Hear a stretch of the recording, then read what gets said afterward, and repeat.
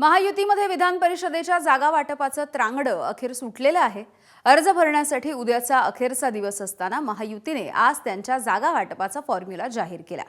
17 जागांसाठी भाजप 11 जागा लढवणार आहे, त्यापाठोपाठ शिवसेना 4 जागांवरती लढणार आहे आणि या 17 पैकी किमान 7 जागा तरी आपल्याला मिळाव्यात यासाठी शिवसेनेचे प्रयत्न सुरू होते। शिवसेनेमधल्या वरिष्ठ नेत्यांनी यासाठी चांगला जोर लावला होता। जागा वाटपाच्या या चर्चा दिल्लीपर्यंत गेल्या, मात्र शिवसेनेच्या वाट्याला अवघ्या 4 जागा आल्या।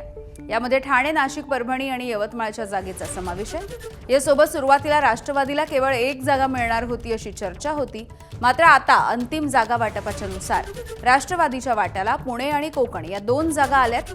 केंद्रामधल्या नेत्यांच्या चर्चेनंतर या महायुतीच्या जागा वाटपावरती शिक्कामोर्तब झालं, मात्र महायुतीने अजूनही अधिकृत घोषणा न केल्यामुळे अनेक ठिकाणी उमेदवार आशा लावून बसले आहेत।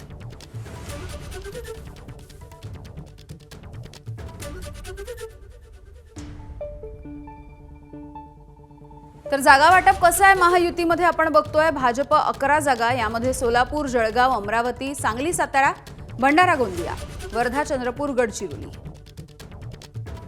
सोबतच नागपूर, अहिल्यानगर, नांदेड, धाराशिव, लातूर, बीडची जागा, नंतर छत्रपती संभाजीनगर, जालना ही जागा देखील महायुतीमध्ये भाजपकडे आहे। शिवसेनेला 4 जागा, नाशिक, ठाणे, यवतमाळ आणि परभणी, हिंगोली, तर राष्ट्रवादीला 2 जागांवरती सध्या समाधान मानावं लागतंय, त्यापैकी पुणे आणि कोकण अशा या 2 जागा राष्ट्रवादीकडे आहेत। तर कोकणाची जागा राष्ट्रवादी काँग्रेसला सुटली आहे। सुनील तटकरे यांचे सुपुत्र अनिकेत तटकरे हे उमेदवारी अर्ज त्यांनी घेतलेला आहे आणि उद्या अंतिम तारीख आहे, त्यामुळे उद्या ते आपला उमेदवारी अर्ज दाखल करतील। जागा वाटपामध्ये कोकणाची जागा राष्ट्रवादीला सुटलेली असली तरी शिवसेनेने देखील या जागेवरती दावा केला होता आणि कालच आमदार महेंद्र दळवी यांची कन्या जुईली दळवी यांनी उमेदवारी अर्ज भरलेला आहे, त्यामुळे त्या आपला अर्ज मागे घेणार का याकडे देखील लक्ष आहे। या जागेसाठी शिवसेनेचे नेते भरत गोगावले यांचे पुत्र देखील इच्छुक होते।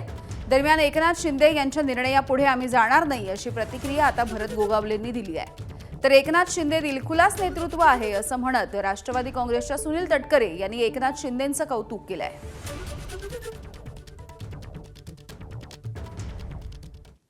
महेंद्रशेठ दळवींच्या कन्याने फॉर्म भरलेला आहे, त्यावरती आमचा विचार विनिमय होईल आणि साहेबांचा आदेश आला तर त्याच्यावरती आम्ही काय करायचं ते ठरवू। विकास गोगावले देखील इच्छुक आहेत या उमेदवारीसाठी। इच्छुक आहेत, परंतु नेते मंडळींच्या शब्दाच्या पुढं आम्ही मंडळी कोण जाऊ शकत नाही आहे। त्या अनुषंगाने आमचं काम चालू आहे।